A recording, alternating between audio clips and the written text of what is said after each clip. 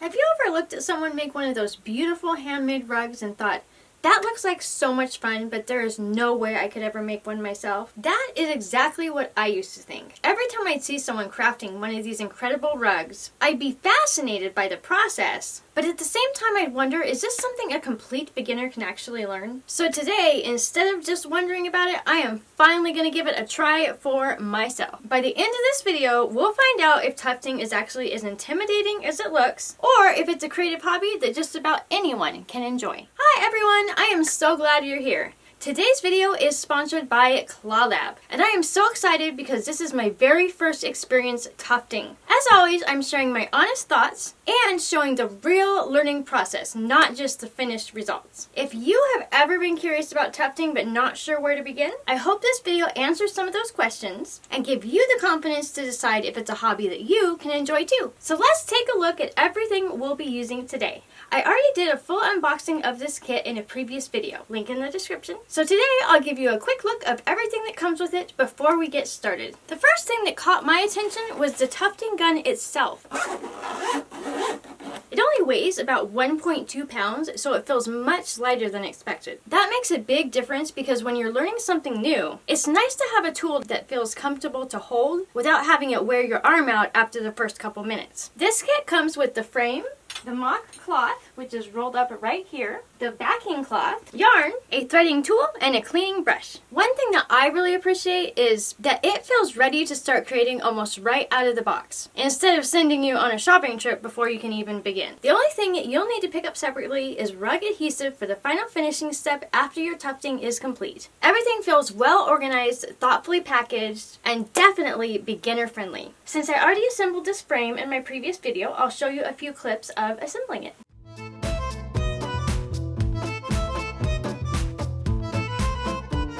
Putting it together was much easier than I expected, and once everything was assembled, it clamped securely to my table and it feels very stable. Quick note before we dive in, if you are a total beginner like myself and you've never touched a tufting gun, ClawLab recently came out with a version for first timers. I'll come back to that at the end. Honestly, this larger frame took me somewhere between a half hour and an hour to put together. Their newer frame assembles in about 5 to 6 minutes. For today, I'm using the H1 kit that I already have here, and we're going to walk through the entire process together. Now's the part where everything starts getting real. The frame is already assembled, so now it's time to roll the monk cloth into the frame. One thing that I've learned is that getting the fabric nice and tight is one of the most important parts of the setup. You want it stretched almost like the surface of a drum, because that helps you get cleaner, more consistent stitches. And here we go. That feels nice and secure. So now it is time to thread our tufting gun. I'm going to do a little bit of practicing with some orange. I do hear that it's best to pull it out of the cinder, so I'm going to be doing that. I'll admit, I always get a little nervous the first time I use a new power tool. I usually have a little conversation with myself that goes something like, okay, let's make this look impressive instead of something memorable for the wrong reason. Let's thread this tufting gun. So the first thing we're going to do, we'll take the yarn and put it through the little threader that they gave us.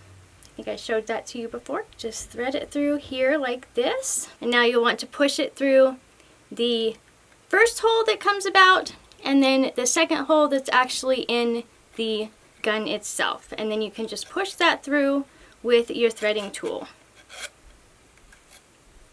Thankfully, threading the gun turned out to be much easier than I expected because I used the threading tool that was provided. Let's go ahead and test this baby out. Alright, the fabric is tight, the machine is threaded, everything is finally ready. And here comes the moment that I have been waiting for. I'm going to make my first line with a tufting gun.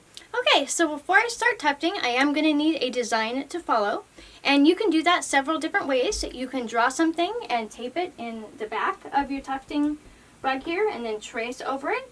You can project something onto your tufting sheet and trace over that, or you can just freehand it. And that's what I'm going to do today. I'm going to freehand it. Since this is my very first rug, I decided I didn't want to overcomplicate things. I wanted to create something fun, colorful, and forgiving while I learned how the machine works. So I'm drawing a geometric design with large squares that have little squares on the inside of them. Each section will be filled with bright, colorful yarn, creating a bold, modern pattern with lots of contrast. I thought this would be a great beginner project since it gives me plenty of opportunity to do straight lines while creating something that's colorful and eye-catching. One thing to keep in mind is to leave a couple centimeters of space around the edges of your design so it stays nice and secure on the frame. You'll be drawing your design on the back of the fabric because that's the side you'll actually be tufting. It feels a little backwards at first, but once you understand why, it'll start to make sense. Yarn thickness matters too. Yarn that's too thick can jam the gun, and yarn that's too thin will let the backing show through. Alright, I'm going to draw my pattern on my backing. Now that my design is finished, I'm finally going to start tufting. There it is right here. I'm going to practice a little bit on this piece over here, and that way I can get the hang of it before I get started with the real thing. So here we go. I'm going to start at a slower speed. It goes from 1 to 20 stitches per second because I think that's the best way to get comfortable with the machine before trying to move any faster. The first thing I noticed is how smoothly the machine moves through the fabric. I was expecting it to fight me a little more, but instead I found the best thing I could do was relax my grip, let the machine do the work, and guide it instead of forcing it. The lightweight design really helps here. Since it doesn't feel heavy in my hands, it's easier to focus on learning my movements instead of supporting the weight of the tool. The low vibration design also makes everything feel smoother than I expected. And I can see why that's helpful for someone who's just starting out. And you can probably hear this, right? It's actually pretty quiet. I can talk to you while I'm working and not have to shout over it. Now I'm going to try some 4-ply yarn because it's actually what I'll be using in my rug as well as the yarn that they kindly gave me with the kit.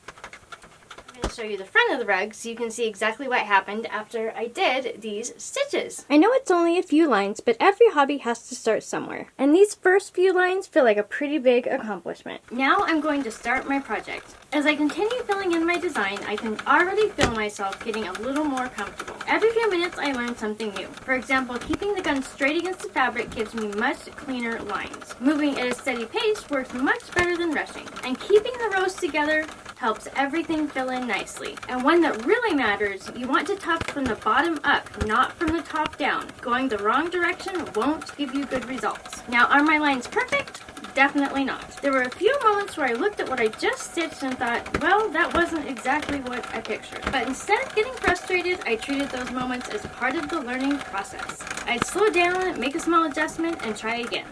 Honestly, I think that's one of the things I enjoy most about learning a new craft. Every little mistake teaches you something, and before you know it, you're improving without even realizing it. It's amazing how quickly a simple geometric sketch starts turning into something soft, colorful, and full of texture. As each square fills in, the pattern becomes bolder, and all of those bright colors really start to stand out against one another. It's exciting to watch a design that begins as a few simple lines slowly transform into something with so much depth and personality. I can also understand why people describe tufting as relaxing. Once I stopped worrying about making everything perfect and simply enjoyed the process, I found myself getting completely absorbed in what I was creating. And honestly, that's one of my favorite feelings when I'm making something by hand. At this point, I don't even feel like I'm testing a new craft anymore. I feel like I'm creating something that I'll actually be proud to display when it's finished. Now, let's see how it turns out. Now I'm going to turn it around, show you the back, and then show you the final reveal. Alright, so here is the back of the rug, and I just have a little bit more to finish. So I wanted to show you what it looks like on the back when I'm tufting, and then I will turn it over and reveal the front. So I have my tufting gun right here. I have a roll of yarn box right here, and I'm just going to go ahead and start tufting and make sure that I have plenty of slack on the yarn. Alright, and that one is done. We just have one left to do. And a little square over here. I'm pushing my gun all the way in before I start it. I got to turn the power on though.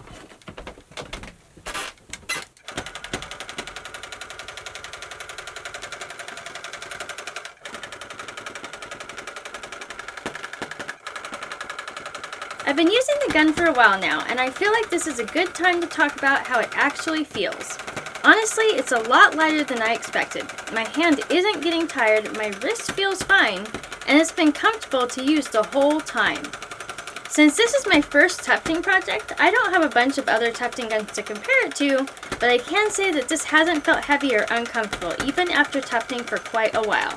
That's definitely been one of the pleasant surprises for me. And just a quick note, the gun does need to be pushed all the way into the fabric to avoid any bounce back. As I get used to the gun, I'm able to turn it up a little bit faster, so it makes the whole project go faster, which I really like.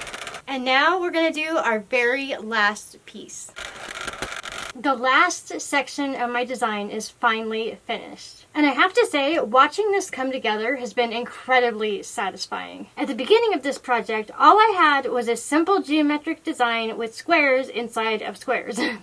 Now it's turned into a colorful, textured rug that actually turned out better than I expected. It's time to remove the rug from the frame and take a closer look. I have to say, removing the rug from the frame is incredibly satisfying. I'm so excited to see how it looks. Seeing the finished piece for the first time is so rewarding.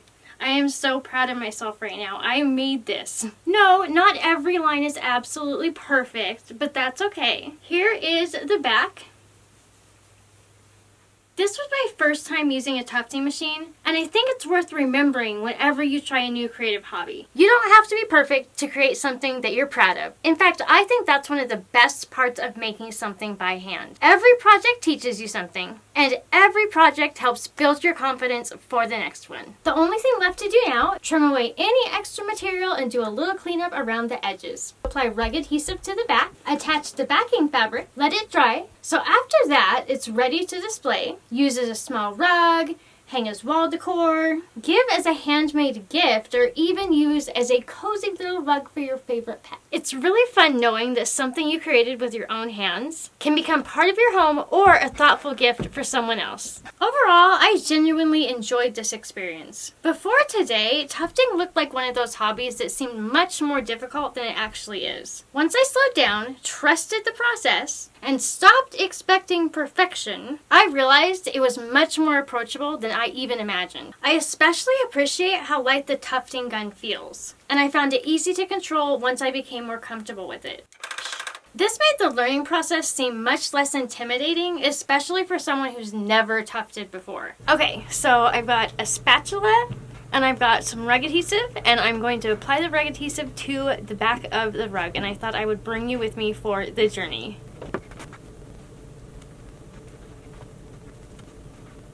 Alright, so I'm just going to go ahead and finish putting this on and put the backing on, and I will show you the final result. And here is my finished rug with the backing on it. So if you're watching this and you're thinking you'd like to try it, I'm a complete beginner and I made this. So that means that you can too. There's actually an even easier way to start. ClawLab recently introduced the ClawLab Tufting Kit H1 Lite, designed specifically with beginners in mind. The biggest difference is the compact light frame, simple screw assembly, and a nail-free clamping system, so there's no hammering and tack strips. If you don't have a dedicated craft room and you're working from a dining table or a desk, it's quick to set up and easy to store away afterward. Much less intimidating for your first project. It's the same gun, and it comes with the starter materials and accessories that you need for your very first project. It also includes a yarn feed clip, an assist handle to help beginners with smoother yarn feeding and extra control while learning. ClawLab has given me a $20 discount code, and I will put it on the screen. Whoa. On the screen, and you will also find it along with the product link in the description below. Now, I'd love to hear from you. Have you ever wanted to try tufting? Or after watching today's video, do you think it might become your next creative hobby? Let me know down in the comments, because I would love to know what kind of design you would create for your very first rug. And if you're looking for more creative inspiration, don't forget to explore the crafting videos and playlists here on the channel. There's always another project waiting to spark your imagination. I'd like to thank ClawLab again for sponsoring this video and helping me make such a cute little rug. I absolutely love it. There's a video on the screen for you to watch next, and I will see you there. Have a beautiful, wonderful, fantastic day. Peace out.